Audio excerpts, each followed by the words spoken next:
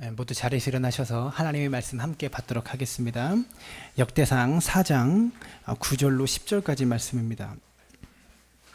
역대상 4장 9절로 10절까지의 말씀 우리 한 목소리로 함께 합독합니다. 야베스는 그의 형제보다 귀중한 자라. 그의 어머니가 이름하여 이르되 야베스라 하였으니 이는 내가 수고로이 낳았다 함이었더라. 야베스가 이스라엘 하나님께 아뢰어 이르되 주께서 내게 복을 주시려거든 나의 지역을 넓히시고 주의 손으로 나를 도우사 나로 환난을 벗어나 내게 근심이 없게 하옵소서 하였더니 하나님이 그가 구하는 것을 허락하셨더라. 아멘. 모두 자리에 앉아주시기 바랍니다. 야베스라는 사람에 대해서 우리 모두가 다 잘 모를 겁니다. 야베스의 기도는 잘 알고 있지만 여러분 우리가 신앙인이라면 새해에는 다 이런 계획들을 한번 다 세워보셨을 겁니다. 올해는 성경을 처음부터 끝까지 한번 다 읽어봐야지. 이런 계획 한번 세워본 적 있으시죠? 올해 시작하면서 그런 계획 세우셨던 분 계십니까? 성경을 한번 써봐야지나 성경을 한번 읽어봐야지 고개를 끄덕이시는 분이 계신데 하고 계셨는지 묻고 싶어요. 네. 우리 성도님들이 성경을 열심히 읽고 계신다고 저는 믿습니다. 그렇게 믿는데 성경을 처음부터 이렇게 읽어가다 보면 몇 차례의 고비가 오죠. 제일 먼저 어디서 고비를 만납니까? 레위기에서 고비를 만나죠. 출애굽기에서도 고비긴 해요. 성막에 관련된 말씀이 나올 때 뭘로 만들고 무슨 성막에 관련된 재료들이 나올 때 참 고비가 오는데 레위기는 처음부터 끝까지 고비예요. 1장부터 40장까지 다 고비입니다. 당최 무슨 말을 하는 건지 잘 못 알아먹을 것 같은 그런 말씀들이 계속 나와요. 그렇게 힘겹게 레위기를 넘어가서도 몇 번의 고비가 나타나는데 바로 오늘 본문이 속해 있는 역대상입니다. 역대상을 보면 1장부터 9장까지 다 사람 얘기예요. 누가 누구를 낳고 누가 누구를 낳았다라는 족보 이야기로 역대상 1장부터 9장까지 계속 이어집니다. 성경을 읽어보면 역대상 1장부터 읽어나가기 시작하면 줄을 칠 만한 구절이 없어요. 다 사람 얘기라서 뭔가 은혜가 와야 내가 이해가 돼야 밑줄을 긋지 1장부터 줄을 칠 만한 구절이 9장까지 나타나지 않아요. 그런데 정중앙인 4장 9절과 10절에 은혜로운 기도문이 하나가 딱 등장합니다. 야베스의 기도라고 이름 붙여진 아주 유명한 기도이죠. 그래서 이 본문을 가지고 2001년에 야베스의 기도라는 책이 출판되어서 이 책이 초대형 베스트셀러가 되었습니다. 그 뒤로 몇 년 동안 베스트셀러에서 떨어진 적이 없어요. 그 전에는요, 야베스의 기도라는 책이 나오기 전까지는 누구도 이 야베스의 기도에 대해서 주목하지 않았습니다. 이런 기도가 성경에 있나? 라고 생각지도 못할 정도로 주목한 말씀이 아니었다라는 거죠.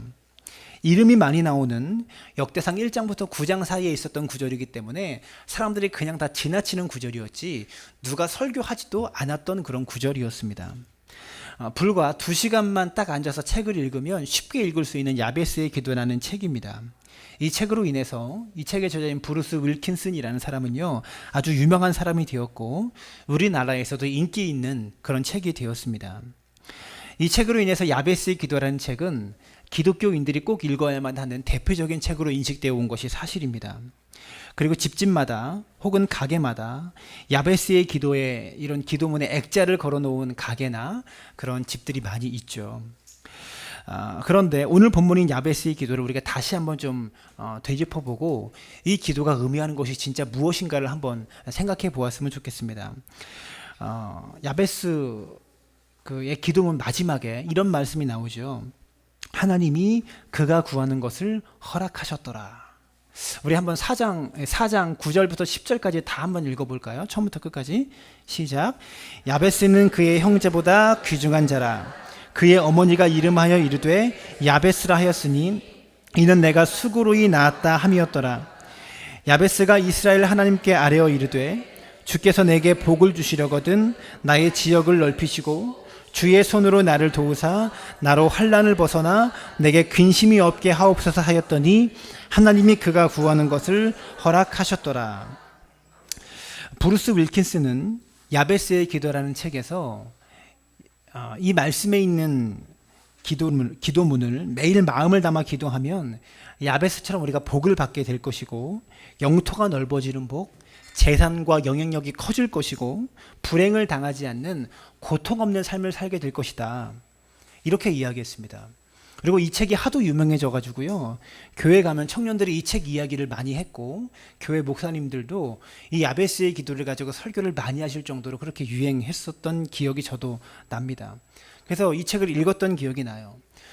그때는 신학을 공부하기도 전이었고, 성경을 깊이 연구하기도 전이었고, 그저 목사님 말씀하시면 아멘하고 따르는 그런 열혈 청년이었기 때문에 저도 무조건 아멘하고 그저 믿었던 그런 기억이 납니다. 그러나 제가 성경을 연구하고 고민하면서 이 야베스의 기도문에 동의할 수가 없었습니다. 10절에 나오는 야베스의 기도를 보시면 매우 편협하고 자기중심적인 기도로 보입니다. 10절에 보면 주께서 내게 복을 주시려거든 나의 지역을 넓히시고 나를 도우사 나로 환난을 벗어나. 내가, 나로, 나라는 단어가 4번이나 등장합니다. 게다가 이 기도를 주문처럼 반복하면 기도가 이루어질 것이라는 브루스 윌키슨의 주장에는 동의할 수가 없었습니다. 역대상 1장부터 9장까지는 족보의 연속입니다. 구약의 족보를 읽는 것은 참 어려워요. 그런데 그 족보 중간에 족보와는 전혀 상관이 없는 짧은 기도문이 족보 정중앙에 삽입되어 있습니다. 주의 깊게 성경을 읽는 사람들은요, 이 지점에서 질문하게 될 거예요. 도대체 왜 여기에 족보 중간에 기도문이 들어가 있을까? 묻게 될 것입니다. 성경을 읽으면서 생기는 질문들에 대해서 우리가 다 정답을 찾아낼 수는 없습니다. 하지만 야베스의 기도를 제가 보면서 새로운 것을 보게 되었고, 이 기도가 가지고 있는 진정한 의미가 무엇인지를 깨닫게 되었습니다. 우리는 이 기도문이 너무나 유명해서 야베스의 기도를 달달 외우고 집에 액자로 걸어놓기도 하지만, 정작 야베스가 누구였고 야베스가 어떤 사람이었고 어떤 시대의 어떤 상황 속에 이 기도를 했는지에 대해서는 관심이 없어요. 그저 기도가 좋기 때문에 나도 이런 복을 달라고 그냥 그렇게 외우고 있다는 것이죠. 그래서 먼저 야베스란 인물에 대해서 우리가 함께 이야기해 보도록 하겠습니다. 성경에서 야베스를 소개하는 구절은 딱 9절 한 절뿐입니다. 9절에 어떻게 표현합니까? 야베스는 그의 형제보다 귀중한 자라. 야베스는 그의 형제보다 귀중한 자였다라고 합니다. 옛날 성경에는 존귀한 자라라고 표현하고 있어요. 그러나 이 야베스가 태어날 때부터 다른 사람들보다, 형제들보다 귀하거나 존귀하지는 않았던 것 같습니다. 그 근거는 그의 이름 때문에 그렇습니다. 성경은 야베스는 존귀한 사람이라고 표현했는데 태어날 때부터 그가 존귀한 사람이 아니었었을 것이다 라는 거죠. 왜냐하면 그의 이름 때문에. 9절에 보면 그의 어머니가 이름하여 이르되 야베스라 하였으니 이는 내가 수고로이 낳았다 함이었더라. 야베스의 이름의 뜻이 수고로이 낳았다, 고통, 슬픔, 아픔이라는 뜻입니다. 야베스란 이름에 담긴 뜻이 뭔가 은혜로운 뜻이 아니라 고통이다, 슬픔이다, 아픔이다, 이런 뜻이라는 것이죠. 여러분 별로 감이 안 오시는 것 같아서 제가 쉽게 감이 탁 오도록 말씀드리면 이런 겁니다. 안녕하세요, 제 이름은 김고통입니다. 안녕하세요, 제 이름은 김슬픔입니다. 이렇게 표현하게 된다는 겁니다.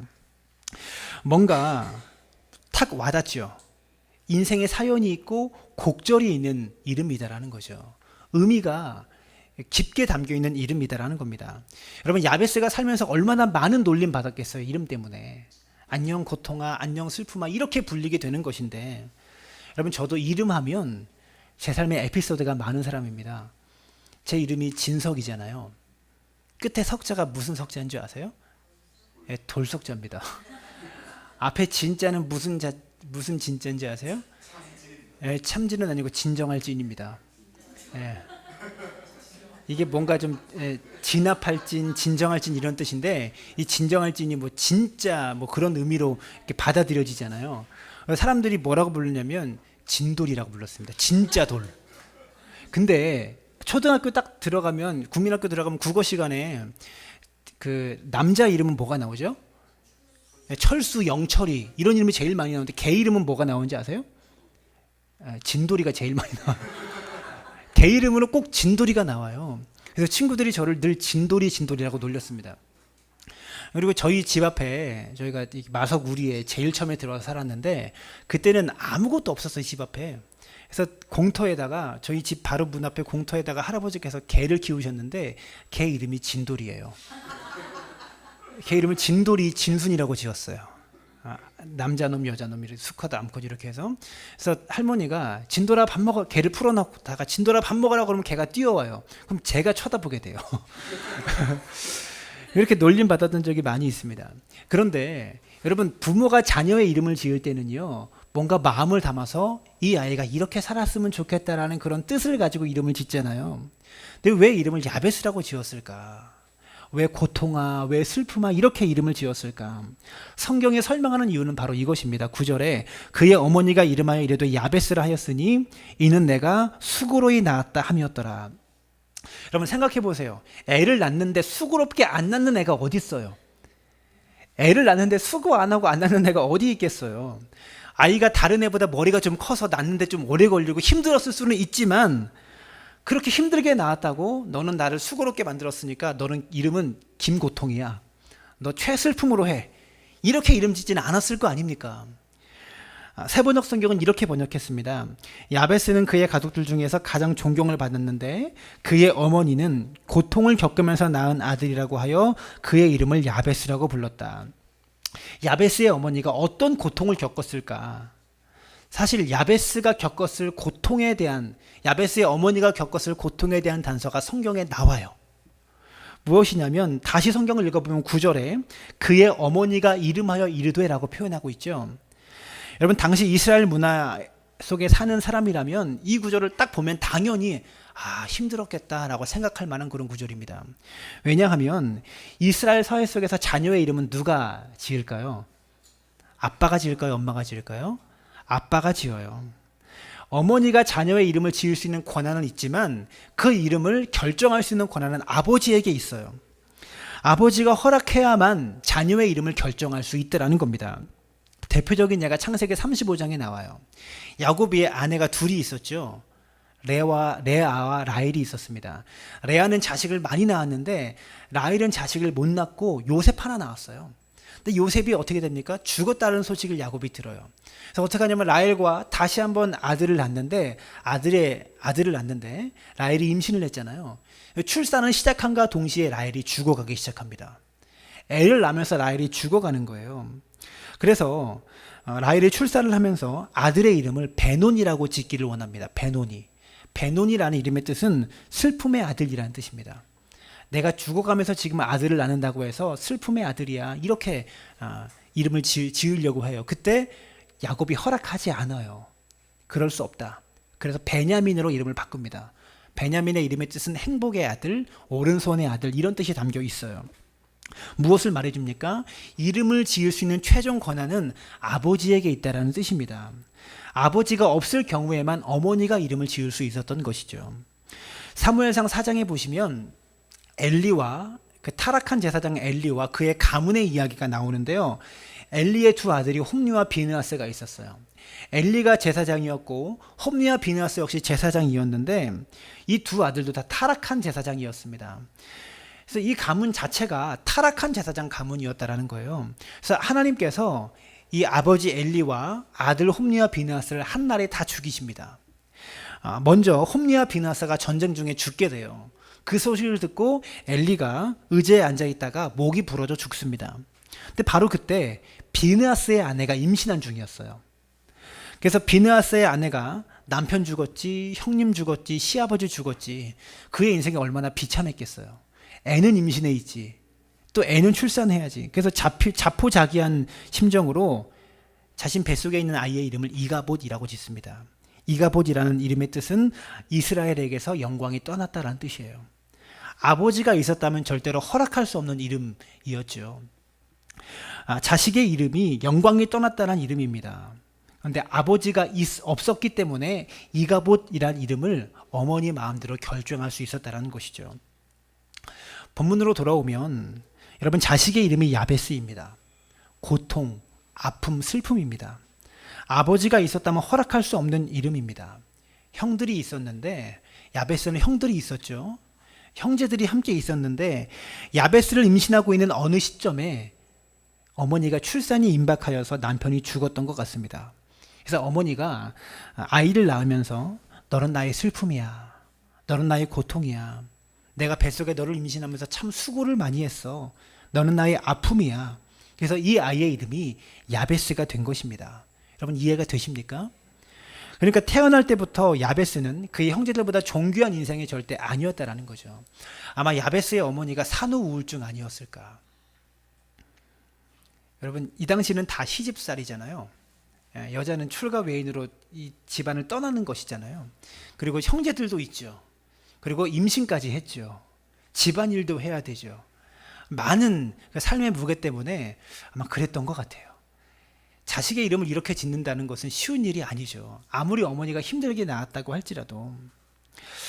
야베스는 태어날 때부터 그의 형제들보다 존귀한 인생이 아니었다라는 거죠. 그런데 놀랍게도 성경은 선언하고 있습니다.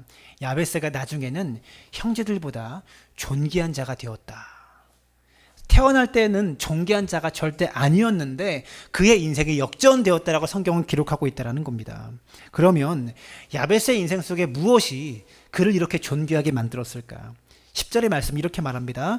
야베스가 하나님께 아뢰어 이르되. 야베스는요 하나님께 기도하는 사람이었습니다. 기도하는 사람이었기 때문에 그렇다라는 거죠. 야베스는 하나님을 찾는 사람이었습니다. 하나님 내게 복을 주시옵소서. 야베스가 태어나 보니까 그의 인생에 참 복 없는 인생이었던 것 같아요. 그러나 야베스는 좌절하거나 실망하거나 거기서 넘어지지 않고 복 주시는 하나님께, 복을 주실 수 있는 하나님께 기도하는 사람이었다라는 것이죠. 사랑하는 여러분, 기독교는요 복과는 상관없는 종교가 아닙니다. 오히려 복에 대해서 가장 많이 이야기하고 있는 종교입니다. 하늘의 복에 대해서 말하고 있는 종교예요. 하늘에 속한 우리가 땅의 것만 구하고 있는 것이 잘못된 것이지, 교회는, 기독교는, 하나님은 우리에게 복 주기를 원하시는 분이라는 것을 기억하시길 부탁을 드립니다. 민수기 6장을 보면 우리에게 복을 주시길 원하는 하나님의 마음이 잘 나타나 있습니다. 6장 22절부터 27절까지 말씀인데요, 우리 함께 읽었으면 좋겠습니다. 시작. 여호와께서 모세에게 말씀하여 이르시되 아론과 그의 아들들에게 말하여 이르기를 너희는 이스라엘 자손을 위하여 이렇게 축복하여 이르되 여호와는 내게 복을 주시고 너를 지키시기를 원하며 여호와는 그 얼굴을 내게 비추사 은혜 베푸시기를 원하며 여호와는 그 얼굴을 내게로 향하여 드사 평강 주시기를 원하노라 할지니라 하라. 그들은 이같이 내 이름으로 이스라엘 자손에게 축복할지니 내가 그들에게 복을 주리라. 무슨 말입니까? 하나님은 우리에게 복을 주기를 원하신다라는 거예요. 모세와 아론 너희들이 가서 하나님인 내가 이스라엘 민족 너희에게 복 주기를 원한다, 복을 너무나 주고 싶다, 이렇게 선포해라, 이렇게 전해라 라고 지금 하나님께서 말씀하고 있다는 것입니다. 여러분, 하나님이 우리에게 복 주기를 원하세요. 복을 구하는 믿음의 사람 되어지기를 부탁을 드립니다.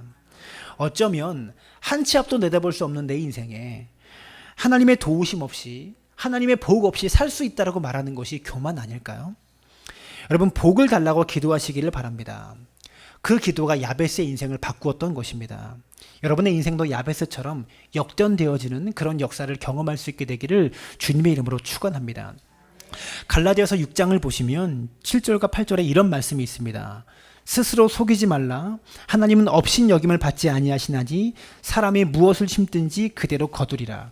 자기의 육체를 위하여 심는 자는 육체로부터 썩어질 것을 거두고 성령을 위하여 심는 자는 성령으로부터 영생을 거두리라. 하나님이 정하신 법칙이 있는데 심는 대로 거두는 법칙이 있다는 겁니다. 이것이 하나님이 정하신 법칙이기 때문에 우리의 인생도 그렇게 거두게 됩니다.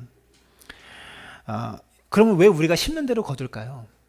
인생도 역시 심는 대로 거두는 건데 왜 우리가 심는 대로 거둘까요? 창세기 2장을 따르면 하나님은 우리를 무엇으로 만드셨습니까? 사람을 흙으로 만드셨습니다.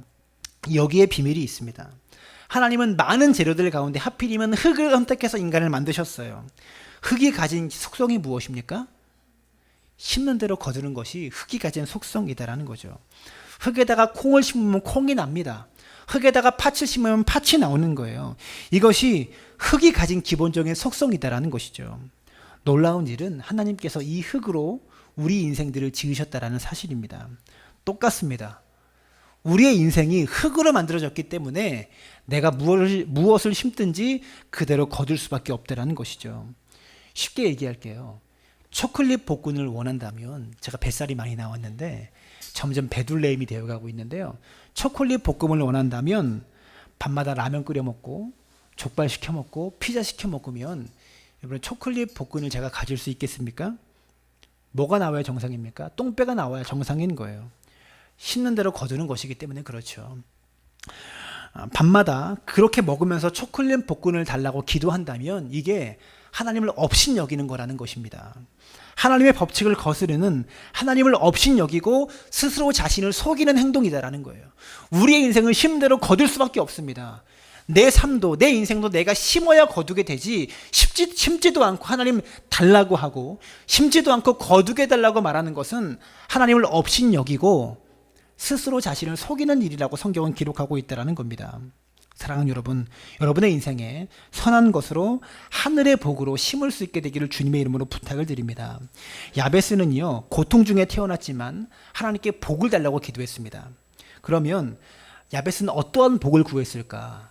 그가 구한 복을 한번 살펴보았으면 좋겠습니다. 10절에 주께서 내게 복을 주시려거든 나의 지역을 넓히시고, 옛날 성경으로는 지경을 넓히시고라고 말하고 있는데 이게 뭐냐면 땅입니다. 땅을 넓혀달라는 겁니다. 얼핏 읽으면 이해가 잘 안 되죠. 이게 땅을 구하는 것으로 보인다라는 겁니다. 맞습니다. 야베스는 지금 나의 땅을 넓혀달라고 기도하고 있는 거예요. 여기서 혼동이 옵니다. 분명히 요한일서 5장 14절에 이렇게 말하고 있어요. 그를 향하여 우리가 가진 바 담대함이 이것이니 그의 뜻대로 무엇을 구하면 들으심이라.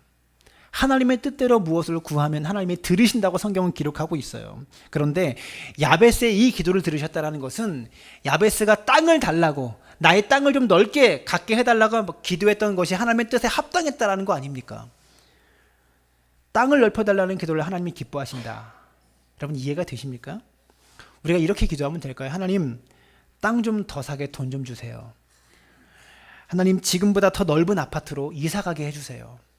제가 1600cc 차를 타는데 2000cc로 차를 좀 큰 거 사게 해주세요. 이렇게 기도해도 된다라는 걸까요? 이 기도를 이해하기 위해서는요, 야베스가 어떤 상황에서 기도했는지를 알아야 합니다. 앞뒤 문맥을 전혀 모르는 상태에서 이 기도문만 딱 읽으면 그게 맞아 보여요. 그래서 야베스가 살았던 시대를 우리가 알아야 합니다. 감사하게도 아무 의미 없이 족보의 이름이 나열된 것 같지만 그 이름들이 나열 가운데 야베스가 살았던 시대가 어떤 시대인지를 추측할 수 있는 단서가 한 가지 등장합니다.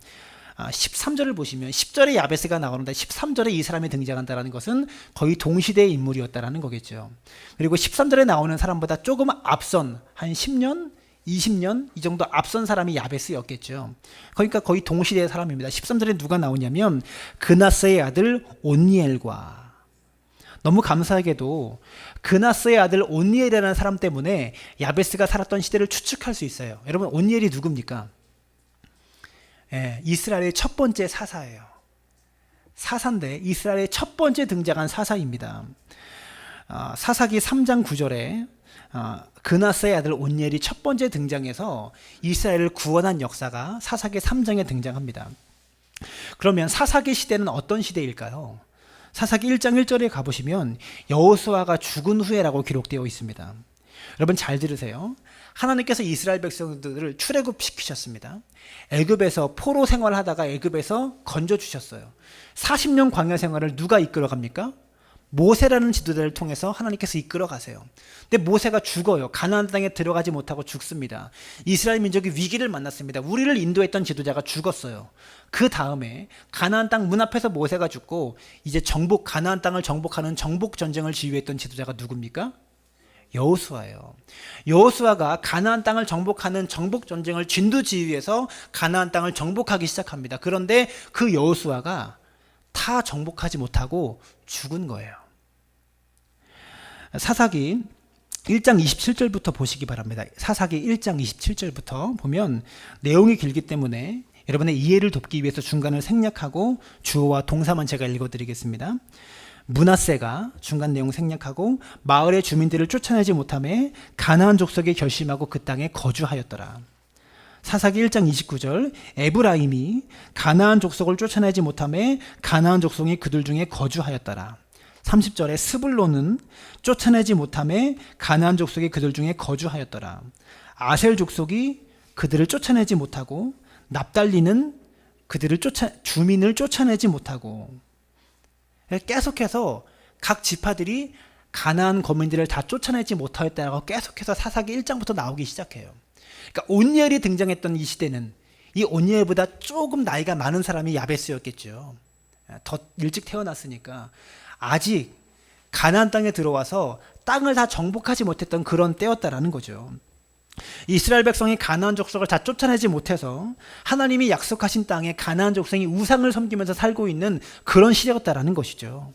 이 상황 속에서 야베스가 하나님께 기도합니다. 하나님, 땅을 넓혀 주시옵소서. 지역을 넓혀 주시옵소서. 여러분 깨달아지십니까? 야베스의 기도가 어떤 의미인지. 내가 살고 있는 땅이 좁아서, 내가 살고 있는 집이 좁아서 넓혀달라고 하는 기도가 무슨 하나님께 의미가 있어서 하나님께서 여기서 넣으셨겠어요. 사사기서에, 역대상에. 하나님께서 주시겠다고 약속하신 가나안 땅에 왔는데 아직 그 땅을 다 차지하지 못했다라는 겁니다. 이 땅의 주민들을 쫓아내고 너희가 차지해라고 말씀하셨는데 아직 다 쫓아내지 못했다라는 겁니다. 그 가운데 야베스가 하나님의 약속 붙잡고 기도합니다. 하나님 복을 주시려거든 제일 먼저 지역부터 넓혀 주시옵소서. 복을 주시려거든 제일 먼저 약속하신 땅부터 내가 다 갖게 하여 주시옵소서. 이렇게 기도하고 있다라는 거죠. 하나님께서 우리 조상들에게 약속하신 그 땅의 분량까지 내가 가질 수 있도록 하나님 허락하여 주시옵소서. 이 기도를 하나님이 기뻐하셨다는 것을 깨달을 수 있게 되기를 주님의 이름으로 부탁을 드립니다. 내가 사는 집이 좁아서 집을 넓혀달라고 하는 기도가 아닙니다. 여러분, 야베스의 기도를 우리에게 적용하면 이렇게 기도하셔야 되는 거예요. 하나님, 지금까지 내 인생에 베풀어 주신 은혜가 참 감사합니다. 그러나 나에게 주시기로 약속하신 복이 있다면 남김없이 그 분량까지 다 허락하여 주시옵소서. 나에게 주시기로 약속한 복을 내가 다 갖지 못하길 원치 않습니다. 다 얻을 수 있도록 하나님 허락하여 주시옵소서. 이렇게 기도해야 맞는다라는 겁니다. 저는 우리 교회를 위해서 이렇게 기도합니다. 하나님, 우리 사랑나무 교회의 지경을 넓혀주시길 원합니다. 하나님이 약속하신 분량까지, 교회가 사역하는 영적인 지경도, 우리가 육신의 장막터도 하나님께서 약속하신 지역까지 넓혀 주시옵소서라고 그렇게 기도해야 맞는다라는 겁니다. 이 기도를 하나님께서 기뻐하셨다는 것을 깨달을 수 있게 되기를 바랍니다. 그 이상을 구하는 것은 정욕으로 쓰려고 잘못 구하는 거예요. 야고보서는 말합니다. 너희가 얻지 못하면 구하지 아니하며 구하여도 응답받지 못하면 정욕으로 쓰려고 잘못 구함이라. 그러나 하나님께서 약속하신 분량까지, 약속하신 것까지 얻게 해달라는 것은요, 하나님이 기뻐하십니다. 여러분의 인생에 하나님께서 약속하신 것까지 여러분의 지경이 넓어질 수 있게 되기를 주님의 이름으로 축원합니다. 야베스가 이어서 기도합니다. 10절에 주의 손으로 나를 도우사 나로 환난을 벗어나 내게 근심이 없게 하옵소서. 야베스는 참 지혜로운 사람인 것 같아요. 여러분, 땅이 넓어지면 근심도 넓어지고요, 환난도 넓어집니다. 재산이 많아지면 그만큼 걱정할 거리가 더 많아진다는 거죠. 야베스는 알았습니다. 하나님이 도우시면 환난과 근심을 벗어날 수 있었다는 것을. 이 가나안 땅, 이 거민들이 얼마나 이스라엘 민족의 근심거리였겠어요.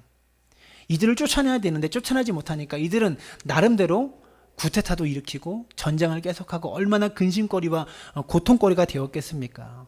야베스는 환난을 벗어나 근심이 없게 해달라고 기도하였다는 거죠. 그래서 야베스는 알았습니다. 하나님이 도우시면 환난과 근심을 벗어날 수 있었다는 것을 알았습니다. 그래서 주의 손으로 나를 도우사라고 기도하고 있다는 것이죠. 여러분, 이게 여러분의 기도가 되기를 바랍니다. 누가 복받은 사람입니까? 하나님의 선한 손길을 인생을 살면서 많이 경험한 사람이 복받은 사람이다라는 것이죠. 저는 살면서 하나님의 선하신 손길을 많이 경험했던 것 같아요. 많이 경험했습니다. 제가 이렇게 쓰러져 있을 때 하나님이 나를 도우셨다. 내가 이렇게 넘어지려고 할 때 하나님이 나를 이렇게 인도하셨다라고 말할 수 있는 몇 가지 간증거리들이 있습니다. 여러분, 주님의 손에 도우심이 있어야 우리가 살아갈 수 있는 줄로 믿습니다. 주님의 손에 도우심이 있어야 환난을 벗어나고 근심을 벗어날 수 있다라는 겁니다. 살다 보면 근심이 너무나 많습니다. 인생의 모든 근심을 하나님께 맡기고 주님의 손길을 구하는 믿음의 사람들 되어지시기를 주님의 이름으로 부탁을 드립니다. 말씀을 마치겠습니다. 야베스는 태어날 때부터 불행하게 태어났습니다. 존귀하게 태어난 것이 아니었고요, 불행한 환경과 불행한 가정 속에 태어났습니다. 아버지가 없어서 어머니가 고통과 슬픔이라는 이름을 지어주었습니다. 그러나 그는 비록 존귀하게 태어나지는 못했을지 몰라도 그의 형제들보다 존귀하게 되었습니다. 그의 형제 가운데 가장 존귀한 자가 되었습니다. 인생의 역전을 경험했습니다. 무엇이 그의 인생을 역전되게 하였을까요? 야베스가 이스라엘 하나님께 아뢰어 이르되, 야베스가 기도하는 사람이었기 때문에 그렇습니다. 불행했던 야베스의 인생에 역전된 것은 그의 기도가 있다라는 것이죠. 그의 기도가 무엇이었습니까? 내게 약속된 땅을 주시옵소서. 하나님께서 약속하신 분량까지 차지하게 하여 주시옵소서. 이 기도, 약속 붙잡고 할 수 있는 기도, 여러분의 기도가 되어질 수 있게 되기를 바랍니다. 이것이 우리가 야베스처럼 존귀하게 되어지는 길이라는 것을 기억하시고, 하나님의 약속 붙잡고 새벽에 나와서, 수요일날 나와서, 금요일날 나와서 기도하는 믿음의 사람들 되어지시기를 주님의 이름으로 축원합니다. 살아계신 아버지 하나님, 주님의 은혜와 사랑에 감사를 드립니다.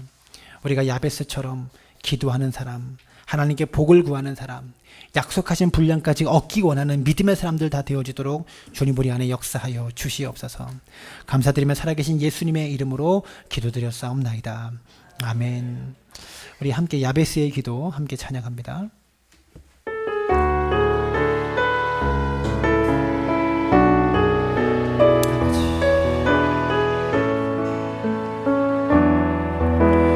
내가 엄마 품속에서 고통 중에 태어났지만 나를 구원하신 하나님, 날 택하시고 존귀케 하셨네.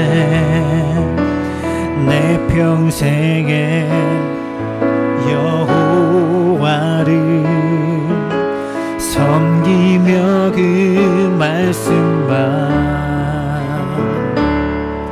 따라 살아가리. 주의 집에 나 항상 거하리니,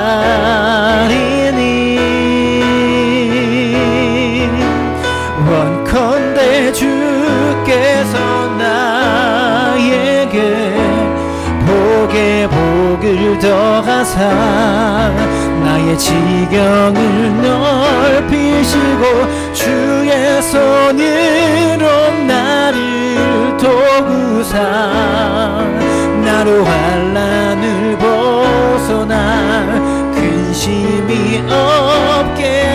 우리 한 번 더 원컨대 주께서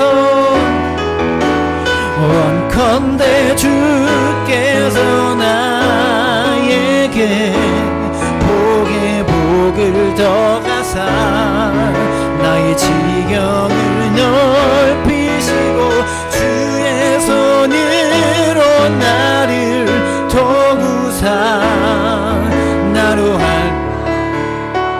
벗어나 근심이 없게 하옵소서. 함께 기도하였으면 좋겠습니다. 야베스는 고통 중에 태어난 사람입니다. 삶의 고통의 한가운데 있었습니다. 우리 삶도 야베스의 이름처럼 고통 속에, 슬픔 속에, 아픔 속에 있는 인생들이 분명히 있습니다. 그런데 하나님은요, 야베스를 선택하셔서 그를 존귀하게 하셨던 것처럼 우리를 택하셔서 우리를 존귀케 하기를 원하신다는 것을 기억하시길 부탁을 드립니다. 우리가 존귀케 되려면 반드시 필요한 것이 있는데, 하나님의 약속 붙잡고 기도하며 간구하는 것입니다.